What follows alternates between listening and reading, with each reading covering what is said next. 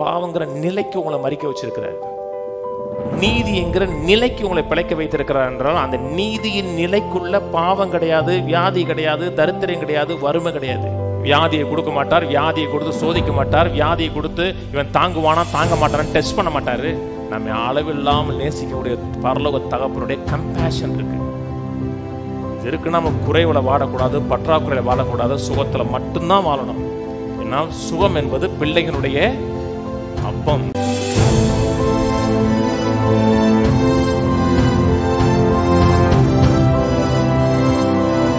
ஒரு சில வாரங்களாக சுகமாக்கும் கர்த்தர்னு பேசி வருகிறோம். நம்முடைய தேவன் சுகமாக்குறவர். வியாதிகளை நாமே சுகமாக்க முடியாது. வியாதிக்கு பின்பாக ஒரு ஆவிக்குரிய சக்தி செயல்படுகிறது. அநேக நேரத்தில் இயேசு சுகமாக்கும் பொழுது அந்த ஆவியை அதட்டினார், அந்த ஆவியை வெளியே அனுப்பினார் இருக்கு.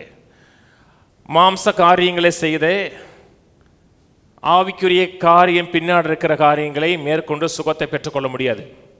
அதுக்கு கர்த்தருடைய உதவி வேணும், கர்த்தருடைய ஒத்தாசை வேணும்.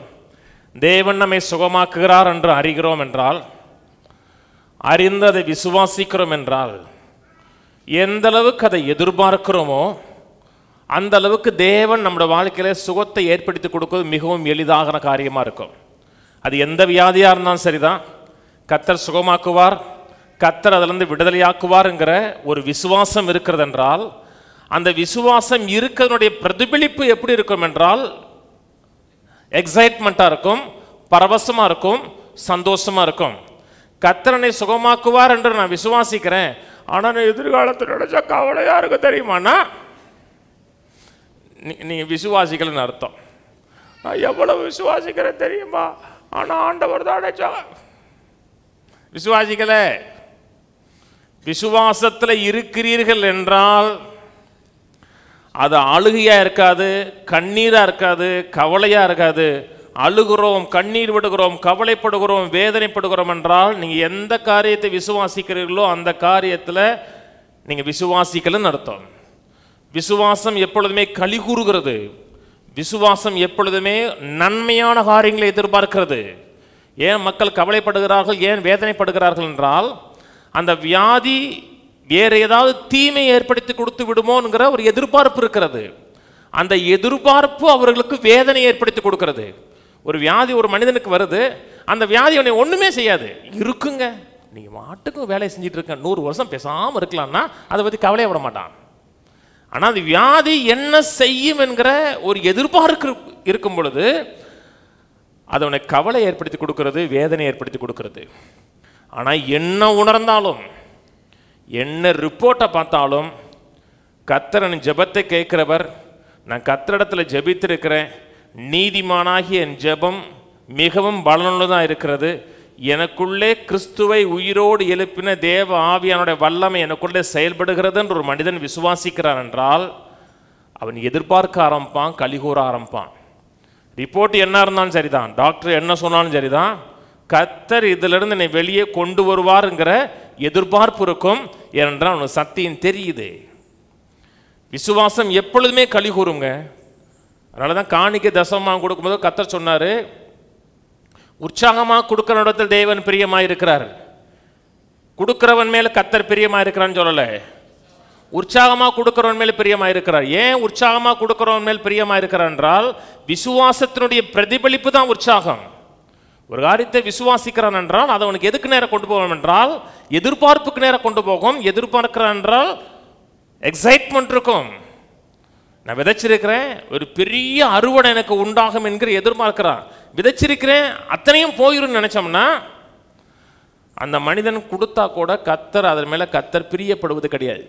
என்றால் அந்த அந்த செயலில் விசுவாசம் கிடையாது. ஒவ்வொரு விசுவாசத்துக்கு பின்னாடி ஒரு பரவசம் இருக்கிறது, மகிழ்ச்சி இருக்கிறது.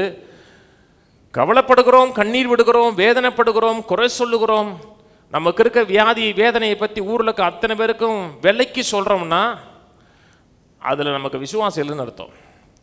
நீங்கள் எந்த அளவுக்கு வசனத்தை கோட் பண்ணலாம், அந்த வசனம் இப்படி சொல்லுது, இந்த வசனம் இப்படி சொல்லுது, ஏசாயா 53:4-5 சொல்லுகிறது, 1 பேதுரு 2:24 சொல்லுகிறது, எரேமியா சொல்லுது, எசேக்கியேல் சொல்லுது, எல்லாம் சொல்லுவோம். ஆனால் நம்முடைய மனதில் என்ன இருக்கிறது என்றால் அது வெளியே வருவோங்கிற நிச்சயம் இல்லாதனால தான் கவலை வருது. இதுலேருந்து வெளியே வருவோம், கர்த்தர் யார் என்பதை எடுத்து காமிப்போம், என் ஆராதிக்கிற தேவன் ஜீவன் உள்ளவர் என்பதை காமிப்பேன்னு நினைச்சோம்னா கவலைப்பட மாட்டோம், கண்ணீர் விட மாட்டோம். கண்ணீரே வந்தா கூட வேதனை இல்லை, ஒரு பரவசம் இருக்கும், அதுலேருந்து வெளியே வருவது. அதனால தான் எதை கேட்கிறோம்ங்கிறது ரொம்ப முக்கியம். விசுவாசம் கேள்வியினால் வரும், கேள்வி தேவனுடைய வார்த்தையை கேட்கறதுனால வரும். இன்னைக்கு அநேக மக்களுக்கு, உலகளாவிய மக்களுக்கு, நான் சொல்றது கிறிஸ்தவத்தை சொல்றேன், உலகளாவிய கிறிஸ்தவ சமுதாயத்தை சொல்றேன், கர்த்தர் என்னை இந்த வியாதியிலிருந்து, இந்த இக்கட்டிலிருந்து வெளியே கொண்டு வருவாரா என்கிற நிச்சயம் இல்லாத மக்கள் தான் பெரும்பாலான மக்கள் இருக்காங்க. இதுலேருந்து வெளியே கொண்டு வர, இந்த வியாதியிலேருந்து வெளியே கொண்டு வருவார், அந்த இக்கட்டிலேருந்து வெளியே கொண்டு வருவார், அந்த பிரச்சனையிலேருந்து நீ வெளியே கொண்டு வருவாருங்கிற அந்த நிச்சயம் இருக்கிறது என்றால் கவலை இருக்காது. நிச்சயம் உள்ள மக்கள் கான்ஃபிடென்ட்டாக ஜெபிப்பாங்க. ஒரு மனிதன் ஜெபிக்கிறான், ஆண்டவர்கிட்ட ஆண்டவரே என்னை சுகமாக்க உமக்கு வல்லமை உண்டு, என்னை சுகமாக்க உமக்கு சித்தம் உண்டான்னு கேட்டான். எல்லா மக்களுக்கும் கர்த்தரால் கூடுங்கிற எண்ணம் இருக்கு. ஆனால் கர்த்தர் இதிலிருந்து வெளியே கொண்டு வருவாரான்னு கேட்டோம்னா நம்புவோங்க. நம்பிக்கை தானங்க வாழ்க்கைமாங்க. பைபிள் சொல்ற நம்பிக்கை வேற, அவங்க சொல்ற நம்பிக்கை வேற. அவங்க சொல்ற நம்பிக்கைங்கிறது நம்புவோம், இழுத்து பார்ப்போம், வந்தா அது போனா அது அப்படி நினைக்கிறாங்க. அது விசுவாசம் கிடையாது. நான் ஜெபம் பண்ணா சுகமாவீங்களா அப்படின்னு கேட்டோம்னா ஜெபம் பண்ணுங்க, பார்ப்போம். சுகமானா கர்த்தருடைய சித்தம், சுகம் ஆகலைன்னா அதுவும் கர்த்தருடைய சித்தமாக தான் இருக்கும். கர்த்தர் எதை கொடுக்குறாரோ சோத்திரம் மட்டும் வாங்கிக்கிறோம்னா உங்களுக்கு கர்த்தருடைய சித்தம் மெய்யாவே தெரியலன்னு அர்த்தம். 1930-35 த கிரைஸ்ட் த ஹீலர்னு ஒரு புத்தகம் எழுதினார் எஃப் பாஸ்வர்த். அது குறித்து ஒரு காரியம் அடிக்கடி சொல்லுவார், faith begins where the will of God is known. விசுவாசம் எப்பொழுது ஆரம்பிக்கும் என்றால் தேவ சித்தத்தை அறியும் பொழுதுதான் விசுவாசமே ஆரம்பிக்கும். என்னை சுகமாக்க தேவன் விரும்புகிறார், என்னை விடுதலையாக்க தேவன் விரும்புகிறார், என்னுடைய எல்லா இக்கட்டிலிருந்து கர்த்தர் என்னை விடுதலையாக்க விரும்புகிறார், சித்தம் உள்ளவராக இருக்கிறான்னு நினைச்சோம்னா ஃபெய்த் வேலை செய்ய ஆரம்பிக்கும், விசுவாசம் வேலை செய்ய ஆரம்பிக்கும். அது எந்த காரியமாக இருக்கட்டும், பொருளாதாரமாக இருக்கட்டும், சுகமாக இருக்கட்டும், நல்வாழ்வாக இருக்கட்டும், எல்லாம் எங்கே ஆரம்பிக்கும்னா அதை குறித்து தேவனுடைய சித்தத்தை கான்ஃபிடென்ட்டாக அறியணும், அந்த காரியத்தில் செட்டில் ஆயிடணும். கர்த்தர் ரட்சிப்பார்ங்கிற காரியத்தில் செட்டில் ஆயிருக்குமா?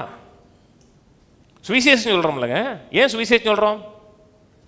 அவன் ரட்சிக்கப்படுவான். அதை நான் சொன்ன சுவிசேஷத்தை விசுவாசித்தான்னா அவன் நரகத்தின் பிடியிலிருந்து, பிசாசின் பிடியிலிருந்து வெளியே வருவாருங்கிற கான்ஃபிடென்ட் நமக்கு இருக்கு. அதனால தான் யாரை பார்த்தாலும் சுவிசேஷம் சொல்றோம்ல. அதே போல அந்த வியாதியிலிருந்தும் கர்த்தர் சுகமாக்குவாருங்கிற காரியத்தில் செட்டில் ஆனா தான் நான் சுகத்தை தேவனிடத்தில் எதிர்பார்க்க முடியும். அப்போ எல்லாரும் சுகமாக இருக்காங்களான்னு கேட்டால் எல்லாரும் சுகமாக இல்லை. அப்போ எல்லாரும் சுகமாக இல்லைங்கிறதுனால எல்லாரையும் சுகமாக்குவது கர்த்தருடைய சித்தம் இல்லைங்கிற உறுதி ஒரு நிச்சயத்துக்கு வர முடியாது. ஏன்னா எல்லாரும் ரட்சிக்கப்படணும், சத்தியத்தை அறியும் அறிவை அடைய வேண்டும் என்று அவர் சித்தமுள்ளவராக இருக்கிறார். ஒரு மனிதன் கூட நரகம் போகக்கூடாது, ஒரு மனிதன் கூட பிசாசின் பிடியில் இருக்கக்கூடாது, அத்தனை பேரும் ரட்சிக்கப்படணும். ஆனால் நரகம் போகிறாங்களா? இப்படி சொல்றதுக்குள்ள 2 மனுஷன் சாகுறாங்க உலகத்தில். ஒரு சுண்டு வர்றதுக்குள்ள உலகத்தில் 2 பேர் செத்துட்டே இருக்காங்க. எத்தனை கோடி மக்கள் நரகம் போயிட்டு இருக்காங்க தெரியுமா? ஏன் நரகம் போறாங்க? அது கர்த்தருடைய சித்தமா? மக்கள் அழிந்து போறான், நாசமா போறான், எத்தனை தீமைக்குள்ள போறாங்க. ஏன் போறான்னா அது மனிதனுடைய ஃப்ரீ வில், அவன் தெரிந்தெடுக்கிறது. அவன் சித்தம் கொண்டு நோக்கம் கொண்டு தேவன் வேண்டாம், தேவனோட வார்த்தை வேண்டாம்னு அவன் நிராகரிக்கிறதுனால அந்த நிலைக்கு போறான். ஆனா கர்த்தருடைய சித்தம் என்ன? ஒரு மனுஷன் கூட அழிந்து போகக்கூடாது. அழிந்து போகக்கூடாதுன்னா நரகம் மட்டும் இல்லைங்க, தரித்திரத்தில் வாழக்கூடாது ஒரு மனுஷன் கூட. ஒரு நல்ல கவர்மெண்ட்னா என்னங்க? ஒரு நல்ல ஆட்சி நடக்குது அப்படின்னா என்ன அர்த்தம்? எல்லாருக்கும் எல்லாம் கிடைச்சிருக்கணும்.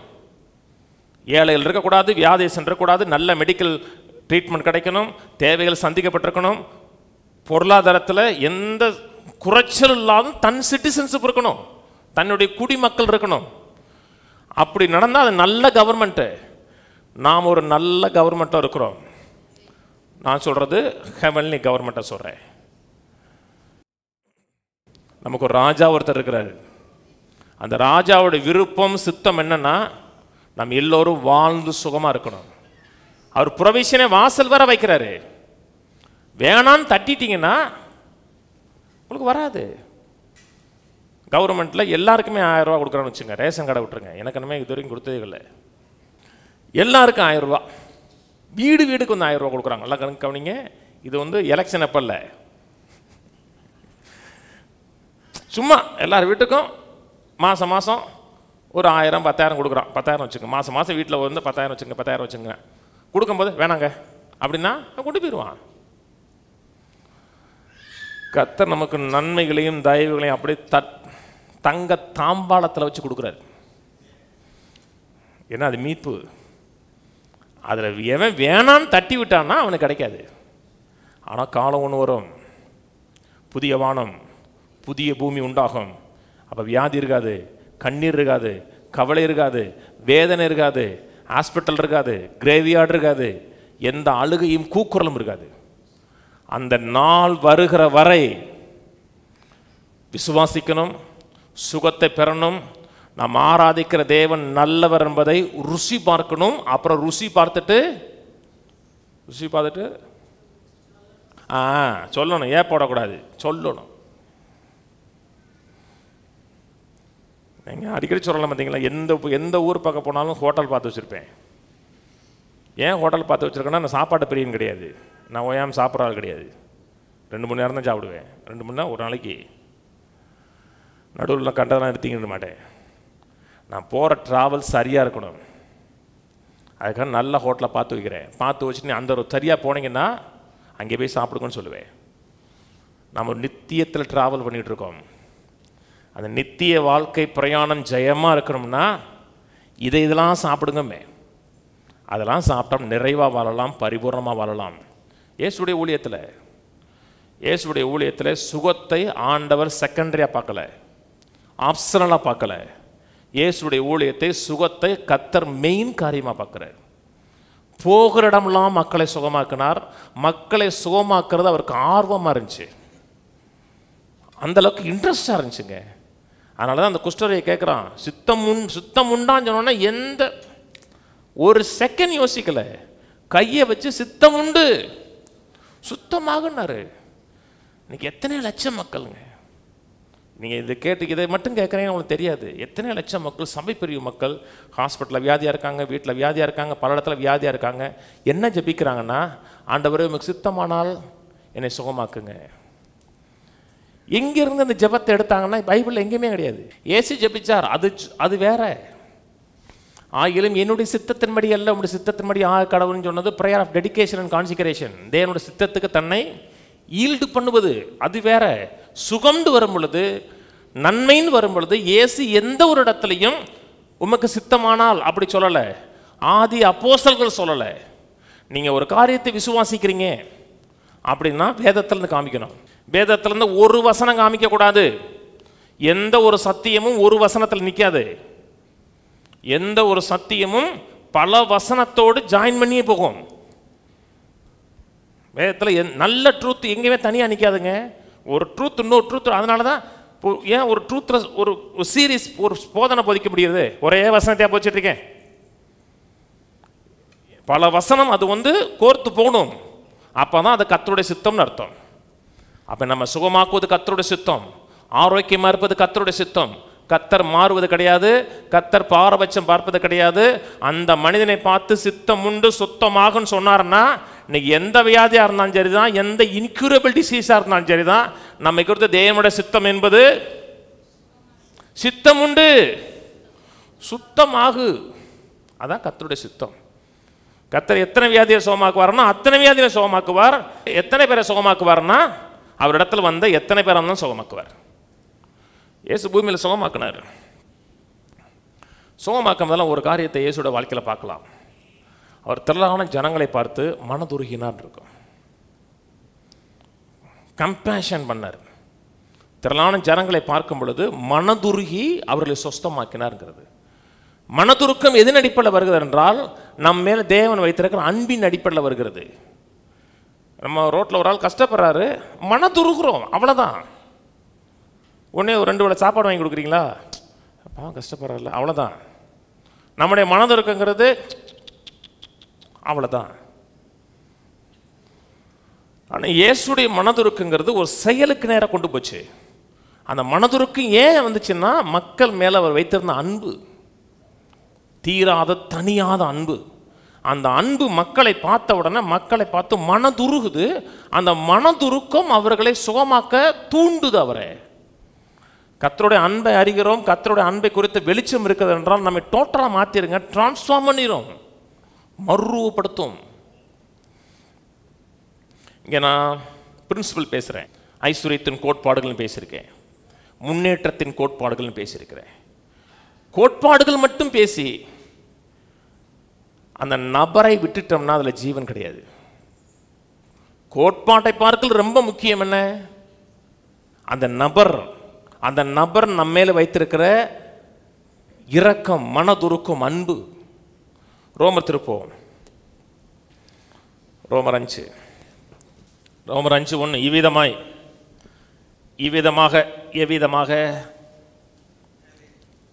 மேலே 4:25 அவர் நம்முடைய பாவங்களுக்காக ஒப்பு கொடுக்கப்பட்டும் நாம் நீதிமான்களாக்கப்படுவதற்காக எழுப்பப்பட்டிருக்கிறார். அவர் எழுப்பப்பட்டிருக்கிறார், பாவத்தை சுமந்தார், வியாதியை சுமந்தார், தரித்திரத்தை சுமந்தார், முற்றிலுமா சுமந்து அதை டோட்டலாக நரகத்தில் போட்டு பாவத்தினுடைய ஒரு அறிகுறியோடு அவர் சரீரத்தில் இல்லாமல் எழுந்திருக்கிறபடினாலே நாம் நீதிமானாக்கப்பட்டிருக்கிறோம்.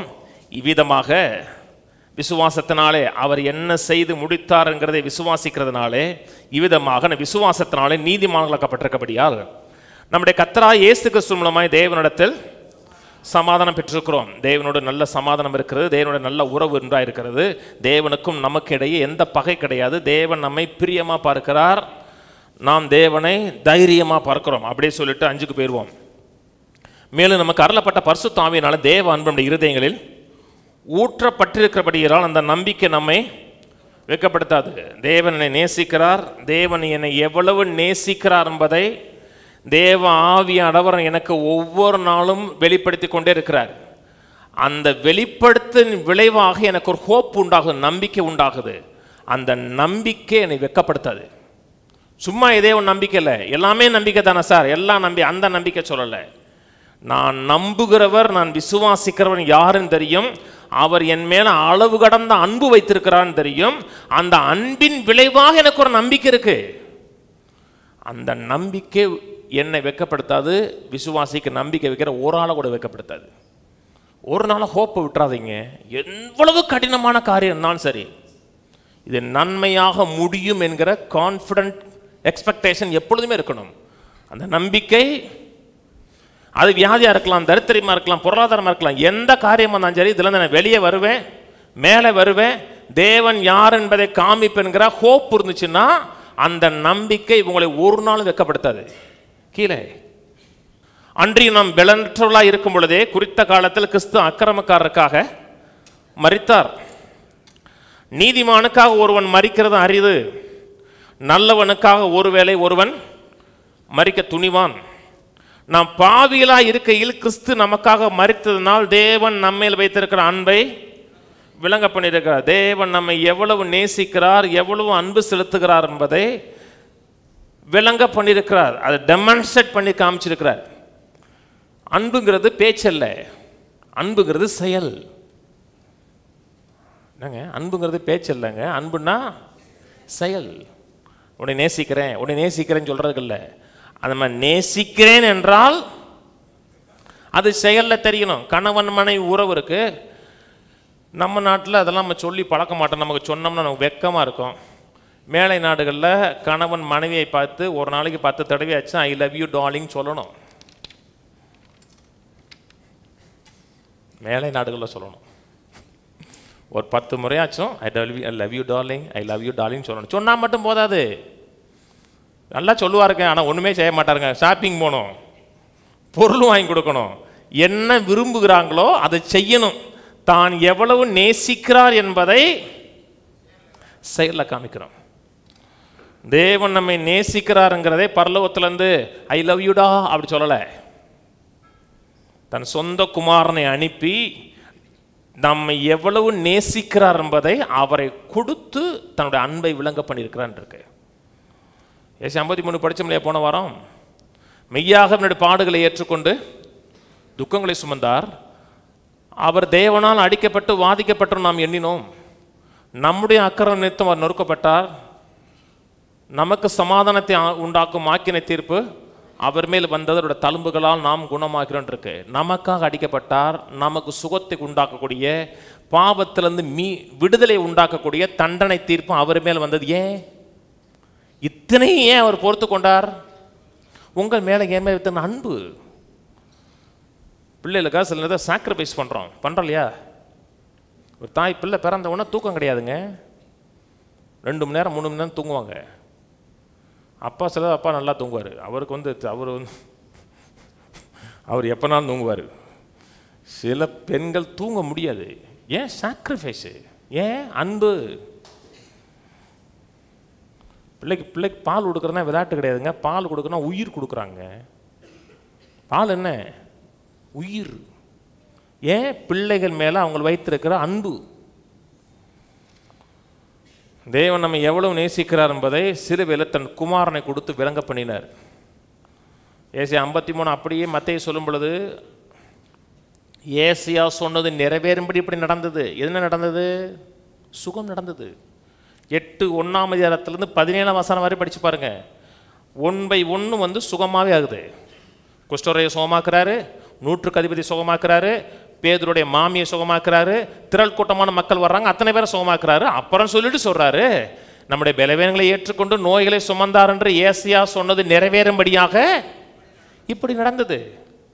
அதுதான் பேதுரு சொல்லுகிறார், நான் பாவத்துக்கு செத்து நீதிக்கு பிழைத்திருக்கும்படி அவர் தாமே தமது சரீரத்திலே பாவங்களை சிலுவையின் மேல் சுமந்தார். அவருடைய தழும்புகளால் நாம் பாவத்தை சுமந்த தேவன் வியாதியை சுமந்திருக்கிறார். சொன்னது புரியுதுங்களா? தேவன் இணைத்ததை மனிதன் பிரிக்காதிருக்க கடவன். கல்யாணத்தில் மட்டும் இல்லை, எந்த தேவன் பாவங்கிற நிலைக்கு உங்களை விடலையா? பாவம் சொல்லும்போது பாவங்கிற செயல் அல்ல. பாவத்துக்கு மரித்துனா பாவங்கிற செயலுக்கு அல்ல, பாவங்கிற நிலைக்கு உங்களை மறிக்க வச்சிருக்கிறார். நீதி என்கிற நிலைக்கு உங்களை பிழைக்க வைத்திருக்கிறார் என்றால் அந்த நீதியின் நிலைக்குள்ள பாவம் கிடையாது, வியாதி கிடையாது, தரித்திரம் கிடையாது, வறுமை கிடையாது. அவருடைய தழும்புகளால் நாம் சுகமான இருக்கும். மத்தேயு போவோம். இயேசு மக்களை ஏன் சுகமாக்கினார் என்றால் மக்கள் மேலே வைத்திருக்கிற அவர் அன்பு, மனதுருக்கம், கிருபை. வேதம் சொல்லுகிறது, காலைதோறும் அவருடைய இரக்கம் புதியவையில் இருக்கிறது. ஒவ்வொரு நாளும் ஆதி அப்போஸ்தலர் செத்து போயிருக்கலாம், அவருடைய இரக்கமும் மன உருக்கமும் செத்து போல. மத்தேயு 14 இயேசு திரளான ஜனங்களை கண்டு அவர்கள் மேல் மனதுருகி அவர்களை வியாதியஸ்தர்களாய் இருந்தவர்களை சொஸ்தமாக்கினார். ஏன் சொஸ்தமாக்கினார்? மனதுருக்கம். அவர்கள் பார்த்து பரிதாபப்பட்டு போடல, இச்சு கொட்டிட்டு போடல, மனதுருக்கினார். மனதுருக்கம் ஒரு செயலுக்கு நேரம் கொண்டு போச்சு, அவர்களை சுகமாக்கினான் இருக்கு. மத்தேயு 20:33 2 குருடர்கள் இயேசுக்கு பின்னாடி வர்றாங்க. தாவீதின் குமாரனே எங்களுக்கு இரங்கம் என்று கூப்பிடுகிறார்கள். 30 இருக்கு. 33 அதற்கு அவர்கள், ஆண்டவரே எங்கள் கண்களை திறக்க வேண்டும் என்றார்கள். இயேசு மனதுருகி அவர் கண்களை தொட்டார். உடனே அவர்கள் பார்வை அடைந்து அவருக்கு பின் சென்றார்கள். அவர்கள் மனதுருகிறார். ஏன் மனதுருகிறார் என்றால் அவர்கள் எல்லா கற்பனைகளையும் நியமங்களையும் கை கொண்டதுனால மனதுருகலை. எவ்வளோக்கு கீழ்ப்படினாங்க, எவ்வளோ கீழ்ப்படியலை, அது நடிப்பில் மனதுருகலை. அப்போ பாஸ்டர் கீழ்ப்படியாமல் வாழ சொல்கிறீங்களா? எல்லாம் கவனிங்க. கீழ்ப்படியணும், தேவனை முதல்ல வைக்கணும், தேவனோட வார்த்தை கீழ்ப்படியணும், அதெல்லாம் வேற. ஆனால் தேவன் உங்கள் வாழ்க்கையில் ஒரு நன்மை செய்கிறது எது நடிப்பில் செய்கிறா? உங்களுமே எத்தனை கம்பேஷன், மனதுருக்கம். பிள்ளைகளுக்கு சில நன்மைகளை செய்கிறோம், அவங்க அவ்வளவு பர்ஃபெக்டாக கீழ்ப்படிஞ்சதுனாலே செய்கிறோம். ஏங்க, பிள்ளைகள் மேல் நம்ம வைத்திருக்கிற அன்பு, அந்த அன்பின் விளைவாக நான் அவர்கள் மேல் நம்ம காமிக்கிற அந்த கம்பேஷன், மனதுருக்கம். எந்த காரியமாக இருக்கட்டும், ஒரு காரியம் உங்களுக்கு வாழ்க்கையில் தடைப்பட்டுக்கிட்டே இருக்கா? கர்த்தரை நோக்கி, ஆண்டவரே நான் ஒழுங்காக சபைக்கு போகிறேன், ஆண்டவரே நான் எல்லா நாளும் போவேன், ஆண்டவரே நான் ஊழியம் செய்வேன், ஆண்டவரே ஜெபிப்பேன், ஆண்டவரே ட்ராக்ஸ் கொடுப்பேன், ஆண்டவரே அங்கே போவேன், ஆண்டவரே இங்கே போவேன், ஆண்டவரே ஊழியத்துக்கு நான் சப்போர்ட்டாக இருப்பேன், ஆண்டவரே அதனால் நீ கட்டாயம் சோமாக்கி தான் ஆண்டவரன்னா கேட்கவே கேட்காது அவருக்கு. நீங்கள் செஞ்சது அத்தனையும் நல்லது. அது தேவன் மேலே நீங்கள் வைத்திருக்கிற அன்பின் அடிப்படையில் செஞ்சது. ஆனால் கர்த்தர் உங்களை சுகமாக்க வேண்டும், கர்த்தர் உங்களை விடுதலையாக்க வேண்டும் என்றால், ஆண்டவரே என் மேலே கிருபையாயிரும், என் மேலே மனதுருக்கமாயிரும், என் மேலே கம்பேஷனாயிரும். அது ஒன்று தான் கர்த்தர் உங்கள் சார்பில் அசைக்குதுங்க. கர்த்தர் மாறலை. சொன்னது புரியுதுங்களா? சர்ச்சுக்கு வரணும். ஏன் வரணும்னா இது அப்போ தான் இதெல்லாம் தெரியும். கர்த்தர் உங்களுக்கு உதவி செய்கிறார் என்றால் நம்ம மேல் அவர் வைத்திருக்கிற மனதுருக்கம், கம்பேஷன், அது மாறுவது கிடையாது. மார்க் திருப்போம், மார்க் 1:41. இந்த குஷ்டரோகி இப்படி தான் சொல்லுது. ஆனால் ஏன் எப்படி சுகமாக்குனான்னு சொல்லுது. இயேசு மனதுருகி கையை நீட்டி அவனை தொட்டு எனக்கு சித்தம் உண்டு சுகமாக்கினார். எது நடிப்பில்லை? மனதுருக்கம், அன்பு. இயேசு ஒரு நாளை ஒரு மனுஷனுக்காக யூஸ் பண்ணார். ஒரே ஒரு நாளை ஒரு மனுஷனுக்காக, கதநேருடைய நாட்டில் இருக்கிற அந்த பிசாசு பிடிச்சவனுக்காக ஒரு நாளை யூஸ் பண்ணுறார். அது மேலே ஆயிரக்கணக்கான பிசாசு இருக்குது. உன் பேர் என்னன்னு கேட்டவுடனே என் பேர் லேகிங்கிறான். லேகின்னா 6000 பேருக்கு மேலே 1000 பிசாசை தன்னை வச்சுட்டு வாழ்கிறான். தன்னை கீறி கொள்ளுகிறான், தன்னை சேதப்படுத்தி கொள்ளுகிறான். சில மக்கள்லாம் சொல்கிறாங்க இல்லையா, எனக்கு செத்து போயிலான் இருக்கு. அது உங்களை ஆவியில் இல்லை, உங்கள் மனதில் பிசாசு வந்திருக்கான்னு அர்த்தம். அதெல்லாம் பிசாசுடைய செயல். இவனுக்கு பிசாசு குடி கொண்டிருக்கு. ஆண்டவர் வந்தார், அவனை சுகமாக்குறாரு. அவனுக்கு பிசாசு அப்படியே பன்றிகளுக்குள்ளே போகுது. பன்றிகளுக்கு இருக்கிற அறிவு கூட மனுஷனுக்கு கிடையாதுங்க. பன்றி என்ன நினைக்குதுன்னா, இந்த பேயோட வாழ்றதுக்கு பதில் செத்து போயெல்லாம் நினைக்குது. அது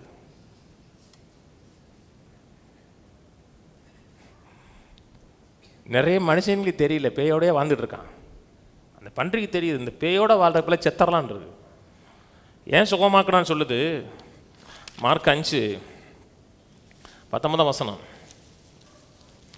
இயேசுவனுக்கு உத்தரவு கூடாமல் உன் இனத்தாரிடத்திலும் உன் வீட்டுக்கு போய் கர்த்தர் உனக்கு இறங்கி உனக்கு செய்தவைகள்லாம் அவர்களுக்கு அறிவி என்றால். கர்த்தர் ஏன் சுகமாக்கணும் என்றால், அந்த மக்கள் மேலே அவர் வைத்திருந்த மனதுருக்கம், அவர் மேலே கர்த்தர் வைத்திருக்கிற தயவு. சங்கீதம் திருப்புவோம், சங்கீதம் 103 திருப்புவோம். கர்த்தருடைய மனதுருக்கம், கர்த்தருடைய அன்பு எதுவும் மாறலை. என்ன அவர் மாறலை. சங்கீதம் 103 1 வாசிப்போம். என் ஆத்துமாவே கர்த்தரை சோத்திரி, என் முழு உள்ளமே ஒரு பரிசுத்த நாமத்தை சோத்திரி. என் ஆத்துமாவே கர்த்தரை சோத்திரி, கர்த்தர் செய்த சகல உபகாரங்களையும் மறவாதே. எந்த பெனிஃபிட்டை மறந்துடாதீங்க. அதில் ஒரு பெனிஃபிட்டு, உங்களை அக்கிரமங்களை எல்லாம் மன்னித்திருக்கிறார். எல்லா அக்கிரமங்களையும். ஒருவேளை தேவனுக்கு பிரியமில்லாத செயல் இருக்கலாம், தேவனை வேதனைப்படுத்தக்கூடிய செயல்களை செய்திருக்கலாம். அப்படி செய்திருந்தால் கூட சுகத்தை பெற முடியும். நல்லா கவனிங்க, செய்ய சொல்கிறீங்களா?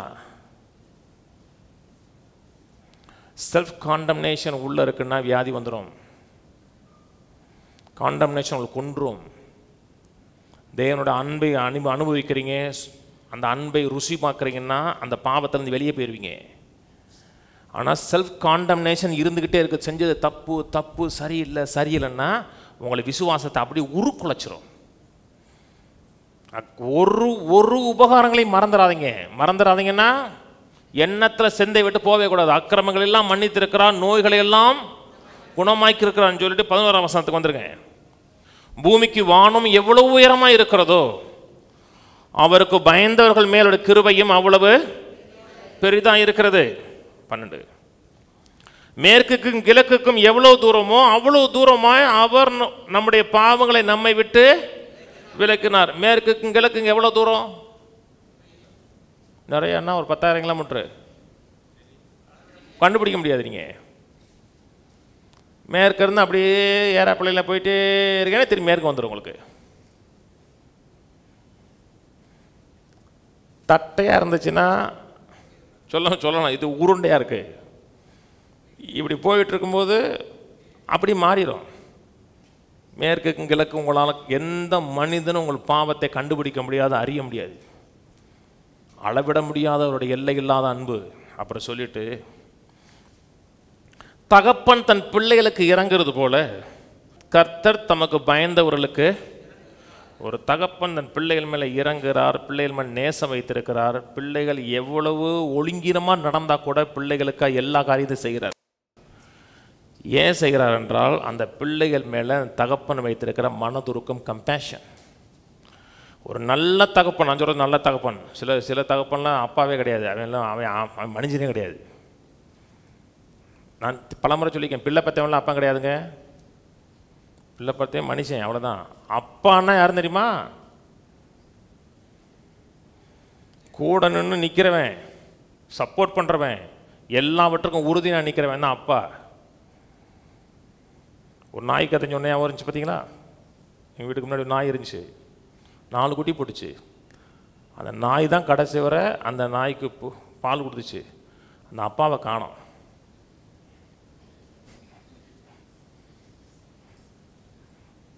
அதை பார்த்த உடனே எனக்கு பெரிய ரெவலேஷன் வந்துச்சு. பிள்ளை பக்கிறவன்லாம் அப்பா கிடையாது, கூட நின்று எல்லா தேவைகளையும் சந்திக்கிறவன் தான் அப்பா.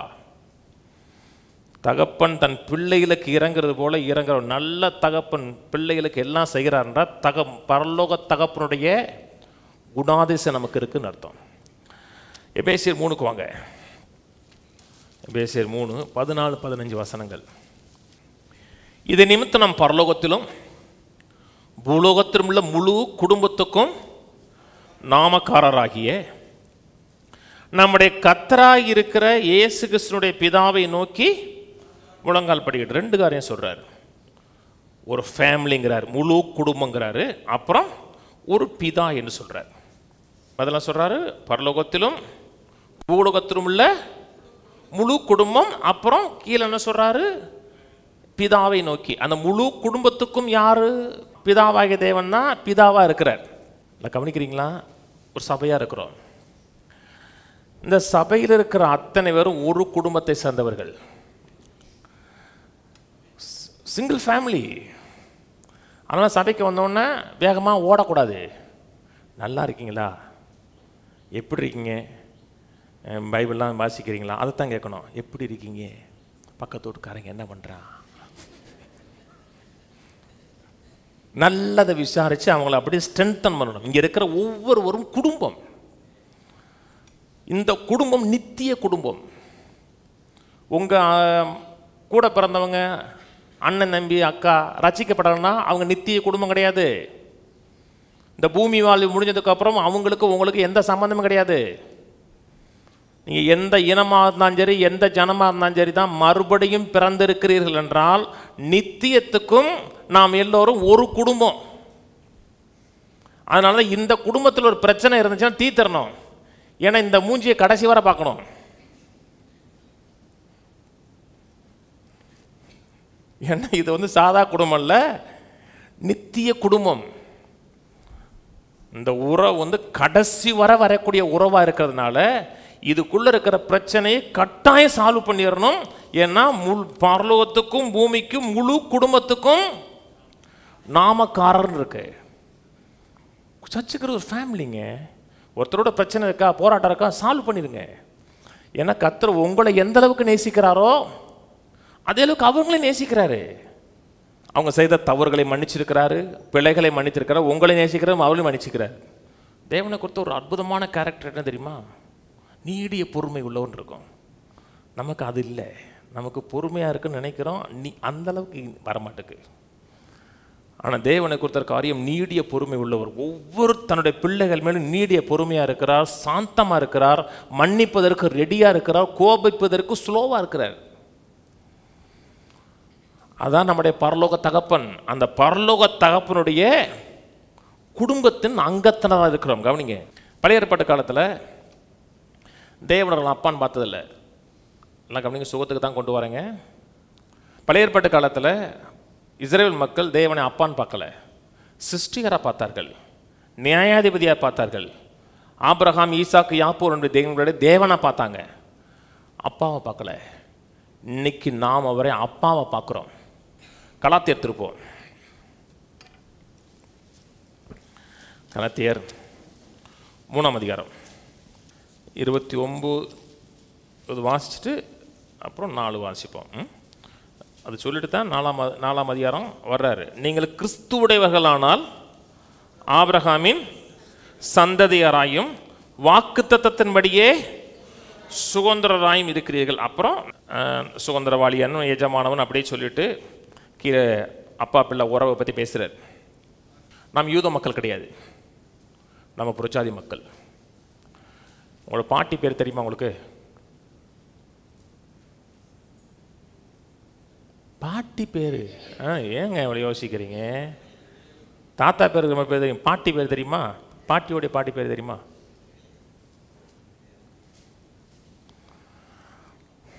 உங்கள் பாட்டியோடைய பாட்டி பேர் தெரியாது, உங்கள் பாட்டி எப்படி வாழ்ந்தாங்கன்னு தெரியாது, தெரியுமா?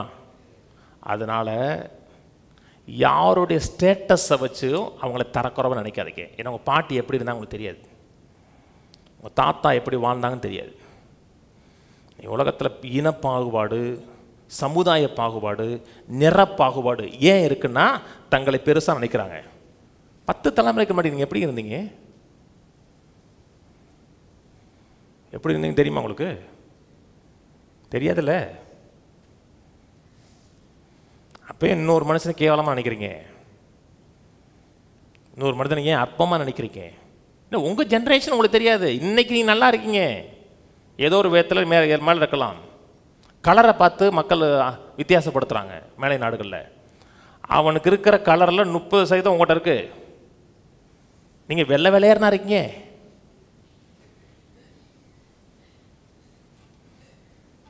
செகப்பாக இருக்குங்கிறாங்க. செகப்புன்னு என்ன தெரியுமாங்க உங்களுக்கு?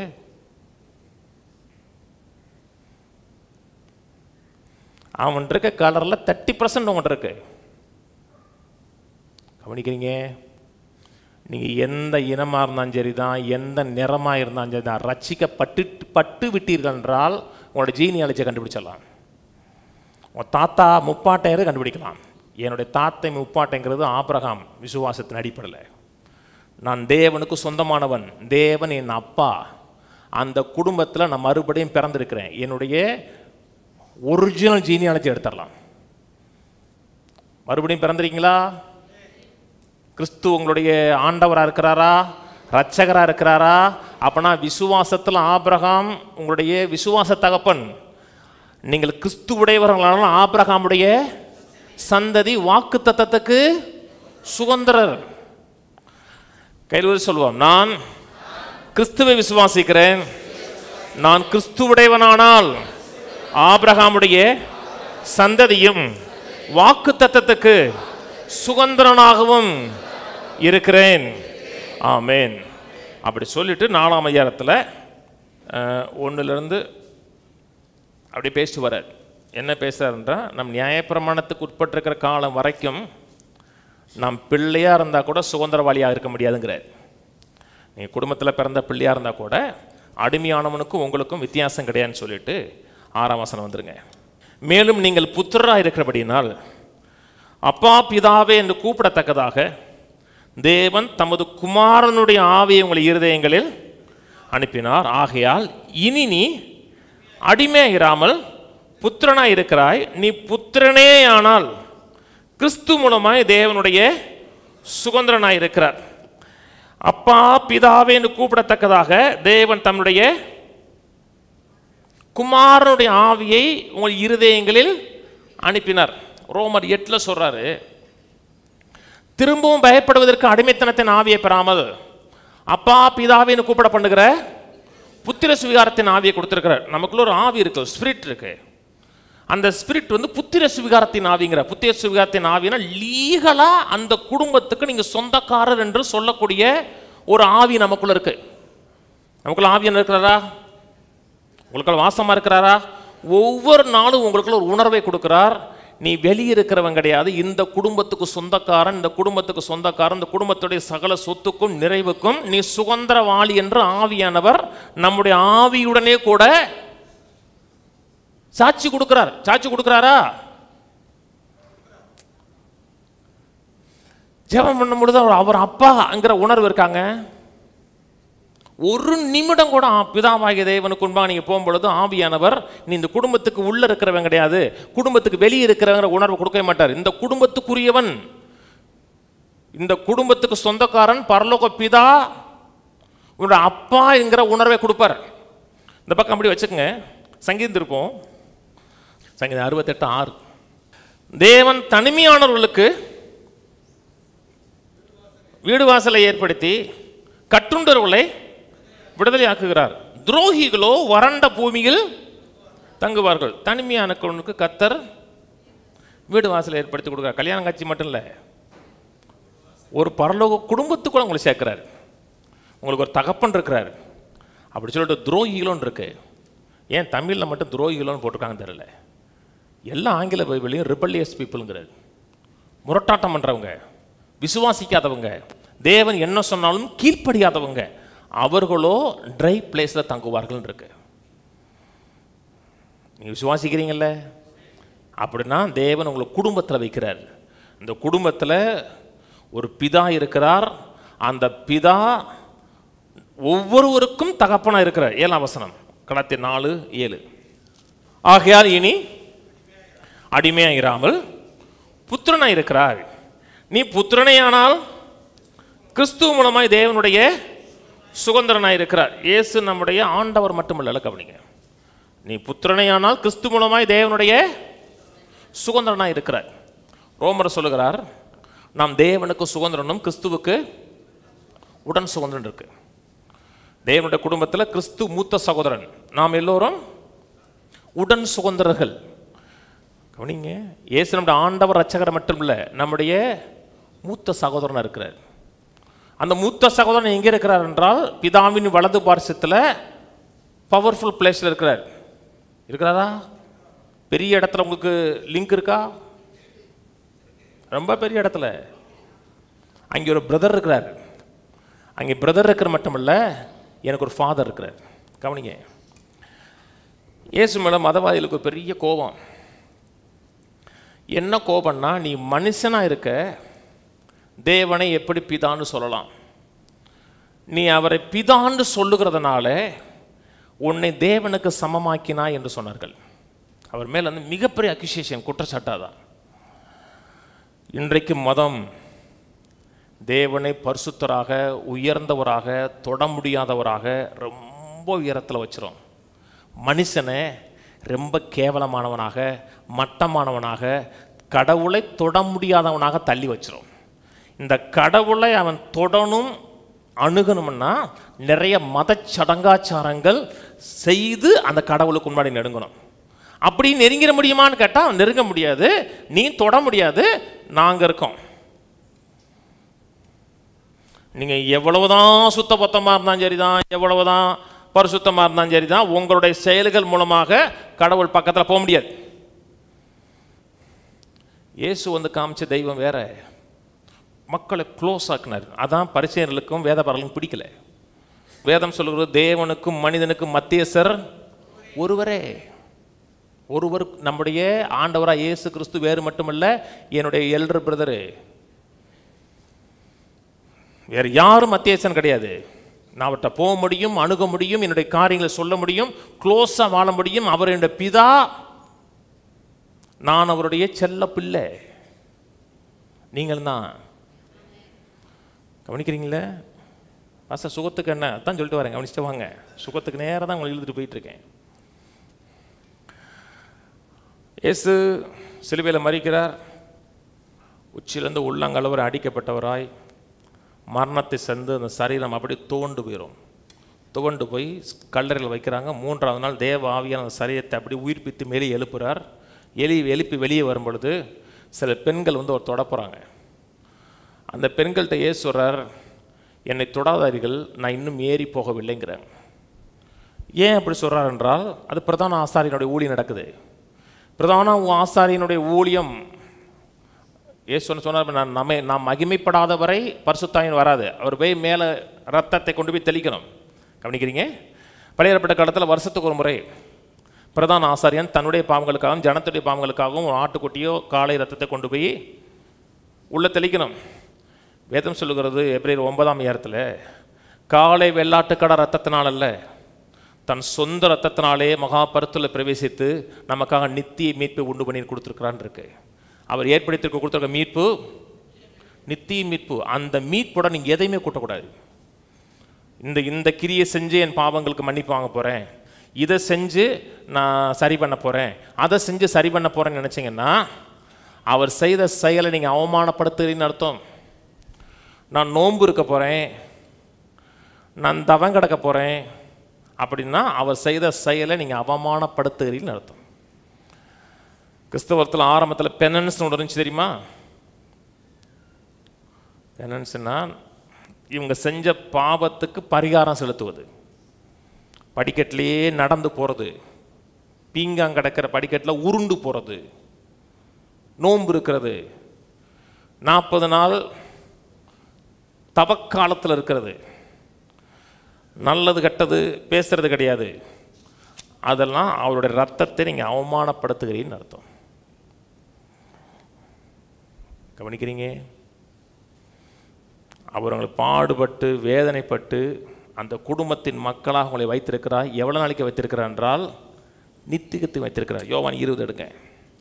யோவான் 20:17. இயேசு அவளை நோக்கி, என்னை தொடாதே, நான் இன்னும் பிதாவினிடத்தில் ஏறி போகவில்லை.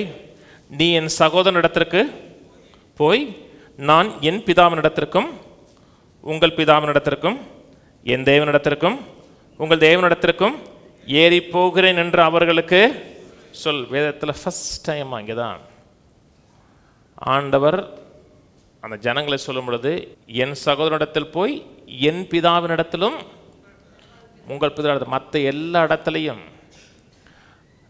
அதாவது இந்த இடத்த சொல்லும் பொழுது ஐடென்டிஃபிகேஷனுக்காக உங்கள் தேவன் என் தேவன் சொல்கிறாரு.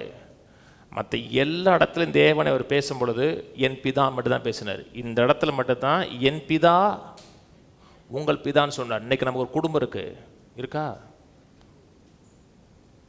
ஆம்பாஸ் எங்களுக்கு குடும்பம் இருக்கு. நான் வந்து தான் பரலோகத்துக்கும் பூமிக்கும் முழு குடும்பம் இருக்கு. நமக்கு ஒரு மூத்த சகோதரன் இருக்கிறார். இந்த குடும்பம் மட்டும்தான் நித்திய குடும்பம். 1970 அமெரிக்காவில் ஒரு மூமெண்ட் வந்து ஹிப்பீஸ் மூமெண்ட் வந்துச்சு. உங்களுக்கு தெரியுமான்னு தெரியல. ஹிப்பீஸ் மூமெண்ட் எப்படின்னா, வீட்டை விட்டு பிள்ளைகள்லாம் வெளியே போயிடும். வெளியே போய் தனி சமுதாய கூடத்தில் பிள்ளைகள் தங்கும். அவங்க வந்து என்ன சொன்னால், நம்மளாம் ஒரு ஃபேமிலி. இங்கே அந்த ஃபேமிலியில் வந்து யார் என்னன்னாலும் பண்ணிக்கலாம். ஃபுல்லாக ட்ரக் அடிப்பாங்க, முடியை இவ்வளோ தூரம் வச்சுருப்பாங்க.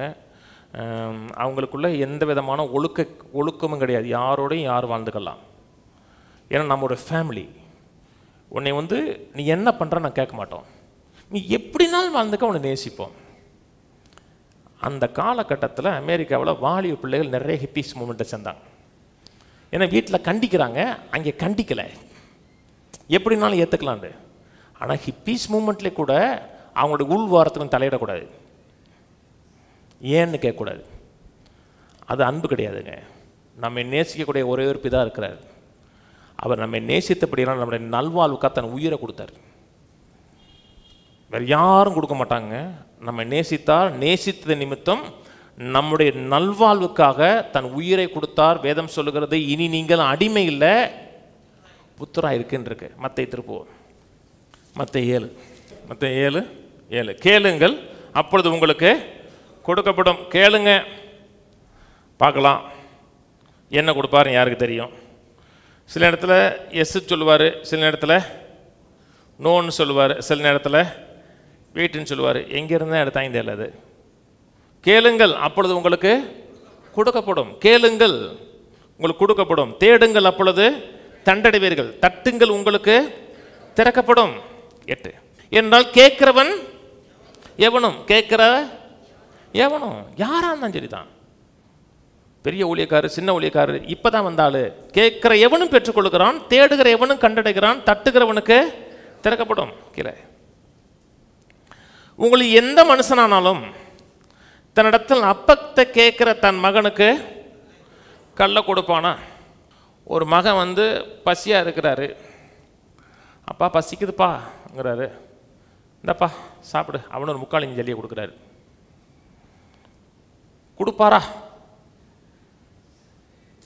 கொடுப்பாரா கொடுக்க மாட்டாரா? கொடுக்க மாட்டார். ஆனால் லட்சக்கணக்கான மக்கள் பரலோக பிதாவை நம்புறாங்க. அப்படி அப்பத்தை கேட்டார்னா சில நேரத்தை கல்லை கொடுப்பார். எப்பவுமே கல்லை கொடுப்பாருன்னு சொல்லலை, எப்போதாவது கல்லை கொடுப்பார். அவர் ஏன் கொடுக்குறாருன்னு உனக்கு தெரியாது. அவர் தன்னுடைய ஞானத்தின் அடிப்படையில், தன்னுடைய அறிவின் அடிப்படையில், தன்னுடைய சர்வ ஞானத்தின் அடிப்படையில் உனக்கு ஒரு கல்லை கொடுத்தாருன்னா அது அப்பத்தை காட்டு உனக்கு பெட்டராக இருக்கும். ஏன்னு கேட்காத. கல்லை வச்சு கல் 65 போடு, கல் கிரேவி சாப்பிடு. கல்னா முக்காலிஞ்சி. அப்புறம் சொல்கிறாரு, உங்களை மீனை கேட்டால் அவனுக்கு பாம்பை கொடுப்பானா? மீனை கேட்டோம்னா, இந்த தம்பி நான் உன்னை நேசிக்கிறேன், உன்னை பற்றி உன்னை ரொம்ப அக்கறை வச்சுருக்கிறேன், உனக்கு எல்லாம் தெரியாதப்பா, நான் தான் உன்னை பற்றி எல்லாம் தெரிகிறேன், மீன் சாப்பிட்றதை காட்டிலும் பாம்பு சாப்பிட்றது நல்லதுப்பா. நல்லா கவனி, இதை வந்து சைனாவில் சொன்னால் எடுபடாது. அவங்க இது என்ன தப்புமா, அது நல்லது தானே. வழக்கமாக மனுஷனுக்கு நான் சொல்கிறேன், சாதாரண மனுஷனுக்கு வந்து மீனை கேட்டால் யாரும் பாம்பை கொடுக்க மாட்டான். ஒரு கையில் கல்லையும் ஒரு கையிலையும் பாம்பையும் கொடுக்க மாட்டான். ஆனால் லட்சக்கணக்கான மக்கள் நினைக்கிறாங்கன்னா குறைவுலையும் கஷ்டத்துலையும் வேதனையில் இருந்துக்கிட்டு கர்த்தர் இதைத்தான் கொடுத்துருக்காருங்கிறான். அது ஏன்னு கேட்கக்கூடாது. கர்த்தர் கல்லை கொடுத்துருக்கிறாரா? கர்த்தாவே கல் முக்காலஞ்சி கல் கொடுத்துக்கா சோத்திரம்ப்பா, பாம்பு கொடுத்ததுக்காக சோத்திரம்ப்பா, ஏன்னு கேட்காத. அவர் கொடுத்துருக்கிறாரா? பாம்பு கொடுத்துருக்கிறாரா? சோத்திரம் போட்டு வாழு. அப்பத்தை கேட்ட கல் கொடுத்தாரா? சோத்திரம் போட்டு வேலு. எப்படிதான் மதவாதிகளுக்கு புத்தி போச்சுன்னு தெரியலங்க. குறைவுகளையும் பற்றாக்குறைகளையும் வியாதிகளையும் மாந்துக்கிட்டு கர்த்தர் கொடுத்தாருங்கிறாங்க. சொல்றாங்கல்ல, இதை சொன்னோம்னா நீங்க தப்பா போதிக்கிறீங்கிறாங்க. யார் தப்பா போதிக்கிறா? கீழே. ஆகையால் பொல்லாதவர்களாய் நீங்கள் உங்கள் பிள்ளைகளுக்கு நல்ல ஈவை கொடுக்க அறிந்திருக்கும் பொழுது பரலோகத்தில் இருக்கிற உங்கள் பிதா தம்மிடத்தில் கேட்டுக்கொள்வர்களுக்கு நன்மையானதை கொடுப்பது அதிக நிச்சயமல்ல. பொல்லாத நாமே நம்முடைய பிள்ளைகளுக்கு அப்பம் கேட்டோம்னா அப்பம் வாங்கி கொடுக்குறோம், மீன் கேட்டால் மீன் வாங்கி கொடுக்குறோம். பொல்லாதவர்கள் நீங்களே உங்கள் பிள்ளைகளுக்கு நல்லதை செய்ய அறிந்திருக்கும் பொழுது பரலோக பிதா, நீங்கள் குடும்பத்தில் இருக்கீங்க, அதனால அந்த குடும்பத்தை பற்றி பேசுகிறேன். குடும்பத்துக்கு வெளியே இருக்கிறான்ல, வீட்டில் வந்து முட்டை தோசை போட்டுக்கிட்டு இருக்கீங்க பிள்ளைக்கு, வெளியே இருந்து கேட்குறாரு, சார் ஒரு முட்டை தோசை கொடுங்க சார்னா இருப்பா 2 முட்டை போட்டு தரமீங்களா? அண்ணே பிள்ளைக்கு தான் போட்டு கொடுப்போம், 2 முட்டை போட்டு கொடுப்போம். என்ன பிள்ளை? நான் சொல்கிறது புரியுதுங்களா? நம்ம ஒரு குடும்பத்தில் இருக்கிறோம். பொல்லாதவர்கள் நாமே நம்முடைய பிள்ளைகளுக்கு நல்லதை செய்கிறோம் என்றால் தம்மிடத்தில் வருகிற யாருக்கும் கர்த்தர் தீமை செய்வது கிடையாது. அப்போஸ்தலர் 10:38 சொல்லுகிறது, நசரேயனாகிய இயேசுவை தேவன் பரிசுத்தாவியினாலும் வல்லமையினாலும் அபிஷேகம் பண்ணினார். தேவன் அவர் கூட இருந்தபடியினால் நன்மை செய்கிறவராய், பிசாசின் பிடியில் அகப்பட்ட யாவரை குணமாக்குறவராய். வியாதி நன்மையா தீமையா? கொஞ்சம் சில சந்தேகமா இருக்கு. வியாதி தீமை, சுகம் நல்லது. வியாதியில் எந்த நன்மையும் கிடையாதுங்க. சந்தோஷம் போயிடும், சமாதானம் போயிடும், நிறைய போயிடும், மகிழ்ச்சி போயிடும், பணம் போயிடும். கர்த்தர் அப்பம் கொடுக்கிறார், மீன் கொடுக்கிறார். ஒரு நல்ல தகப்பன் பிள்ளை, ஒரு நல்ல பிள்ளை நல்ல தகப்பனிடத்தில் கேட்கும்போது தன்னிடத்தில் இருக்கிறத அப்படியே கொடுத்துருவார். அப்போ நான் சுகமாவது அதிக நிச்சயம், ரொம்ப நிச்சயம். ஏன்னா எனக்கு ஒரு நல்ல தகப்பன் இருக்கார். அந்த நல்ல தகப்பனுடைய குடும்பத்தில் நான் இருக்கேன். ஒரு 2 வருஷம் இருக்கும். என் மூத்தம்மையை கொஞ்சம் நல்லா ஹைட்டு, வெயிட்டு கூட. ஒரு நாள் உனக்கு நேரத்தை கால் சுளிக்கிருச்சு, ஒத்த காலிலே போயிருக்கலாம். சர்றான்னு சொன்னோடனே என் தோளில் போட்டு தொங்கிட்டான். அவனை என்ன பிள்ளை. என் வாழ்க்கையில் மறக்க முடியாத ஒரு சம்பவம். நான் சின்ன வயசில் இருக்கும்போது நடந்த சம்பவம். அந்த காலத்தில் இப்போ தான் நிறைய சாப்பிட்றதுக்கு என்னென்னமே வாங்கி கொடுக்குறோமே, அல்வா வாங்கி கொடுக்குறோம். வாங்கி கொடுத்தா கூட வீட்டில் கிடக்குது. அப்போல்லாம் ஒன்றும் கிடக்காது. மிஞ்சி போனால் அந்த காராச்சேவு இல்லாட்டா பிரிட்டானியாவில் ஒரு லூஸு பிஸ்கட் வாங்கி கொடுப்பாங்க தெரியுமா? மலரும் நினைவுகள் மாதிரி அந்த லூஸ் பிஸ்கட்லாம் வரல. அந்த லூஸ் பிஸ்கட் கிடைக்கும், இல்லாட்டா காராச்சாவு கிடைக்கும், இல்லாட்டா சீனி மிட்டாய் கிடைக்கும். சில நேரத்தில் அதுவும் கிடைக்காது. நான் ரொம்ப சத்து கம்மியாக இருக்கேன்னு சொல்லி எங்கள் வீட்டில் ஒரு சத்து டானிக் இருக்கும், அது நல்ல டேஸ்ட்டாக இருக்கும். அதுக்கு பக்கத்துலேயே அந்த டர்ஃபன்டைன் இருந்துச்சு எங்கள் வீட்டில். டக்குன்னு யாருக்கும் தெரியாமல் குடிச்சலான்னு சொல்லி டக்குன்னு டர்ஃபன்டைனை குடிச்சிட்டே முழுங்கிட்டேன். எங்கள் அம்மா ரூம்குள்ளே வராங்க, ஒரே வாசம். என்னடா வாசம் அடிக்க? ஒன்றும் இல்லைன்ட்டேன். என் பக்கத்தில் வாய் என்னதான் வாயில் டர்ஃபன்டைன் அடிக்குது. அப்போ எங்கள் அப்பா எங்கள் ஊருக்கும் மெடிக்கல் ஹாஸ்பிட்டல் இருக்கிற ஊருக்கும் கிட்டத்தட்ட 5 கிலோமீட்டர் தூரம், குறைஞ்சது 5 கிலோமீட்டர் இருக்கும். என்னை தோளில் தூக்கிட்டு ஓடுனார். அதான் தகப்பன். தன் பிள்ளைகளுக்காக என்னத்தையும் செய்வதற்கு இறங்கக்கூடியதான் தகப்பன். எந்த ஒரு தகப்பனும் தன் பிள்ளைகளுடைய ரத்தத்தில் கொரோனா வைரஸ் ஏற்ற மாட்டான். அப்போ தானே அவனுக்கு அறிவு வரும், பட்டா தானே அவனுக்கு புத்தி வரும்னு எந்த ஒரு தகப்பனும் செய்ய மாட்டான். செய்வானா? கெட்டவன் கூட செய்ய மாட்டாங்க, குடிகாரன் கூட செய்ய மாட்டாங்க. பொல்லாதவளாகி நாமே நம்முடைய பிள்ளைகளுக்கு நல்ல காரியத்தை செய்ய அறிந்திருக்கிறோம் என்றால், பரமபிதா தன்னிடத்தில் அப்பத்தை கேட்கிற மக்களுக்கு அப்பத்தை தான் கொடுப்பார். வியாதியை கொடுக்க மாட்டார், வியாதியை கொடுத்து சோதிக்க மாட்டார், வியாதியை கொடுத்து இவன் தாங்குவானா தாங்க மாட்டான்னு டெஸ்ட் பண்ண மாட்டார் அப்படின்னு சொல்லி கொடுக்குறாங்க. கர்த்தர் ஏன் உனக்கு வியாதியை கொடுத்துருக்கிறாருன்னா உன்னை தாங்க முடியுங்கிறக்கா கொடுத்துருக்கிறாரு. என்ன ஒரு ஃபூலிஷ்னஸ்! உங்கள் பிள்ளைக்கு செய்வீங்க?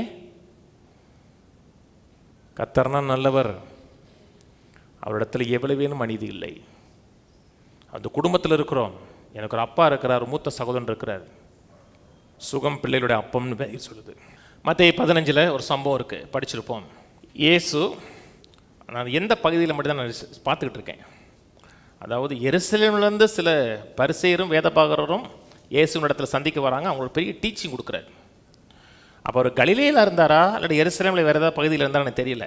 அவர் எருசலேமில் இருக்கிறார்னா அந்த சம்பவம் முடிஞ்ச உடனே நான் புறப்பட்டு போவோங்கிறார். புறப்பட்டு போய் சீதோன்னு இடத்துக்கு போகிறார். அவர் எருசலேமிலேருந்து போகிறாருன்னா 199 கிலோமீட்டரு அந்த சம்பவம், அந்த இடம் நடந்துக்கிற சம்பவம். கலிலேயிலேருந்து போகிறான்னா கிட்டத்தட்ட 55 மைலு. பர்பஸாகவே அந்த பெண்ணுக்காக போகிறார், அந்த ஏரியாவுக்கு பர்பஸாக போகிறாருங்க, வேறு ஒன்றும் நடக்கலைங்க. அங்கேருந்து போய் அப்படியே சீதோன் ஏர்லைக்கு போகிறார். அங்கே ஒரு கானானி ஸ்திரீ வர்றா. அந்த பெண்ணுடைய மகள் பிசாசினால் கொடிய வேதனைப்படுகிறார். அந்த பெண் எடுத்தோன்னே ஸ்பிரிச்சுவலாக ஆக்ட் பண்ணுறா. தாவீதின் குமாரனை எனக்கு இறங்கு, பலர் சொல்கிறத கேட்டிருக்கிறா. அது ஒரு மெசியானிக் டேம். யூத மக்கள் மட்டும், குடும்பத்தில் இருக்கிறவங்க மட்டும் யூஸ் பண்ணக்கூடிய டேம். சில மக்கள் கத்தட்ட வரும் பொழுது சுகத்தை பெறுவதற்காக வருவாங்க, குடும்பத்துக்கு வர மாட்டாங்க. அவங்க சுகத்தை வாங்கிட்டு போயிடணும், அவ்வளோதான். ஆனால் இவர் மையாவே ஜென்யூனாக இருக்கா. இவர் பிள்ளைகளின் அப்பத்தை எடுத்து நாய்க்குட்டிகளுக்கு போடக்கூடாதுன்னு சொன்னால் கூட அப்படி ஒர்ஷிப் பண்ணுறா. அவள் சொல்கிறா, மெய்தான் ஆண்டவரே, நான் நாய்க்குட்டியாக தான் அந்த மேஜையில் கிடக்கிற துணிக்கே கீழே இருக்கிற நாய்க்குட்டி சாப்பிடுமே, அந்த நாய்க்குட்டியாக இருந்தால் துணிக்கையை சாப்பிட்டுக்கிறேங்குது. அவள் நினைக்கிறான், அவள் எதுக்கு வந்தா? மகள் பிசாசின் பிடியிலிருந்து விடுதலையாவதற்கும் சுகமாவதற்கும் வந்தா. அப்போ கீழே கிடக்கிற துணிக்கையே அதை விடுதலையாக்குதா? விடுதலையானாலா? விடுதலையானா அந்த மகள் அந்த நேரமே விடுதலையானால். இன்னைக்கு நம்ம கீழே கிடக்கிற துணிக்கையை சாப்பிடுகிற ஆட்கள் கிடையாது, நம்ம மேஜையில் உட்கார்றவங்க. அந்த துணிக்கைன்னு இவர் சொல்லும்போது இங்கே சொல்ல இன்னொருத்த சொல்கிறார், அந்த அந்த லாசர் அந்த துணிக்கையை சாப்பிட்டு இருந்தான்னு சொல்கிறார். பார்த்தீங்களா? ஐஸ்வர்யன் வீட்டு வாசலில் ஒரு லாசருங்கிற ஏழையில் இருந்தான் இல்லைங்க, அந்த துணிக்கை என்னன்னு சொல்கிறாருன்னா, இவர் வில்லியம் பார்க்கில் சொல்லும் பொழுது அவர் ஹிஸ்டாரியன், அவர் என்ன சொல்கிறாருன்னா, ரிச்சான ஆட்கள் அப்பம் சாப்பிடும் பொழுது போய் கை கழுவ மாட்டாங்களாம். ஒரு பிரெட் எடுத்து பிரெட்லேயே கையில் தொடச்சிட்டு தூக்கி எறிவாங்களாம். அதை வாங்கி சாப்பிட்ருக்கான். அந்த கீழே விழுகிறதுலே சுகத்தை பெற்றாளா? அப்பத்தில் நமக்கு வேண்டிய விடுதலை இருக்கிறது, சுகம் இருக்கிறது, பழுதற்ற சரீரத்துக்கு சுகமாக்கக்கூடிய வல்லமை இருக்கு. எதில் இருக்கு? பிள்ளையின் அப்பத்தில் இருக்கு. பிள்ளையின் ஐஸ்கிரீம் சொல்லலை, சுகம் பிள்ளைகளின் ஐஸ்கிரீம். பிள்ளையினுடைய ப்ளம் கேக்குன்னா எல்லாருக்கும் கிடைக்காது. ஆமாங்க, சுகம் எல்லாருக்கும் கிடையாதுங்க. என்ன அது ஐஸ்கிரீமுங்க, எல்லாமே ஐஸ்கிரீமாக சாப்பிட்றோம். நம்ம ஏழைகளின் ஐஸ்கிரீம் சாப்பிட்றோம், நொங்கு சாப்பிட்றோம். அது அப்பம்னா எல்லாருக்கும் உரியது. சுகம் பிள்ளைகளின் அப்பம். கொடிய வேதனைப்படுகிறாங்க. சொல்கிறேன், எனக்கு மேஜையில் இருக்கிறது கூட வேணாங்க. நம்ம கீழே இல்லை, மேஜையில் இருக்கிறோம். சங்கீதம் 21 சொல்கிறாரு, கர்த்தர் மேய்ப்பராக இருக்கிறார், எனக்கு நிறைய குறை இருக்குது அப்படின்னு சொல்லலை. கர்த்தர் மேய்ப்பராக இருக்கிறார், ஒரு குறையும் இல்லை.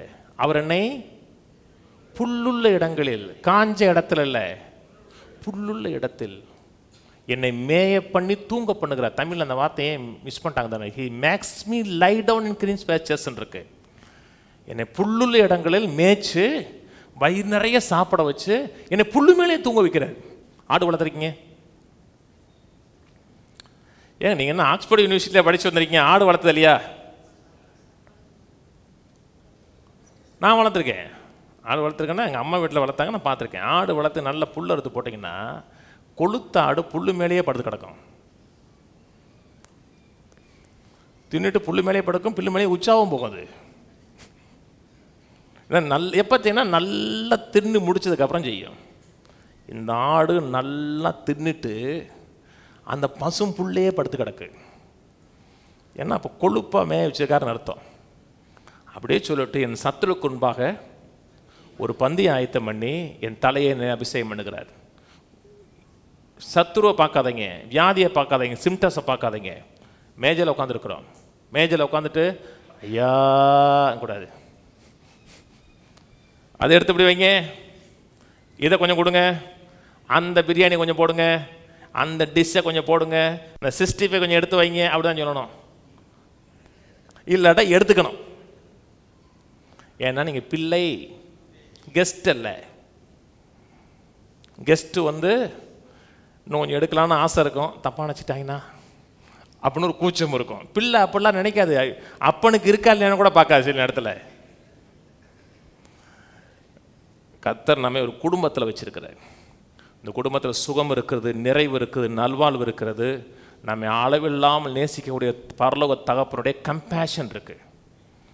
இது இருக்குன்னா நம்ம குறைவில் வாழக்கூடாது, பற்றாக்குறையில் வாழக்கூடாது, சுகத்தில் மட்டும்தான் வாழணும். ஏன்னா சுகம் என்பது பிள்ளைகளுடைய அப்பம். நீங்கள் பிள்ளைகளா, நீங்கள் உடன் சுதந்திரர். கிறிஸ்துவுக்கு, தேவனுக்கு சுதந்திரரும் கிறிஸ்துவுக்கு உடன் சுதந்திரமாக இருக்கிறீர்கள். ஆமே. எழுந்து நிற்போம். பிதாவே, துதிக்கிறோம், சோத்திரிக்கிறோம், நன்றி செலுத்துகிறோம். நீர் எங்களை செய்திருக்க எல்லா நன்மைகளுக்காக நன்றி, கிருபைகளுக்காக நன்றி, மீட்புக்காக நன்றி, மீட்பின் சகல ஆசீர்வாதங்களுக்காக நன்றி.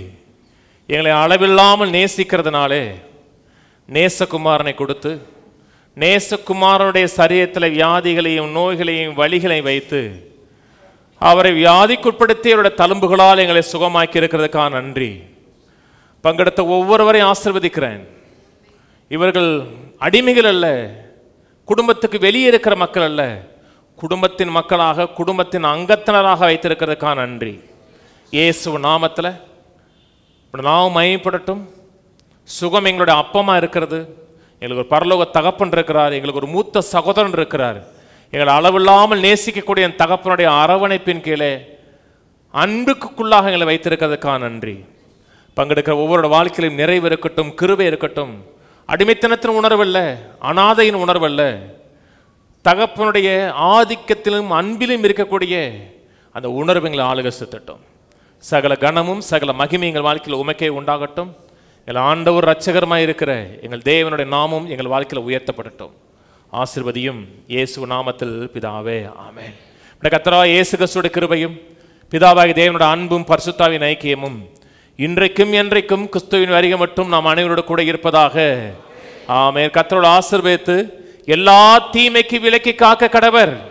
கர்த்தர் தம்முடைய தயவுள்ள முகத்தை உங்களை பிரகாசிக்க பண்ணி உங்களுக்கு கிருபையாயிருக்க கடவர். கர்த்தர் தம்முடைய முகத்தை உங்களை பிரசன்னமாக்கி எல்லையெங்கும் சமாதானம் கட்டளையிட கடவர். கர்த்தரோடு ஆசீர்வதித்து ஜீவனோடு சுகத்தோடு குறைவில்லாமல் சகல நிறைவோடு 120 ஆண்டுகளுக்கு மேலாக ஜீவனோடும் சுகத்தோடும் வாழ வைப்பாராக. ஆமென், ஆமென், ஆமென்.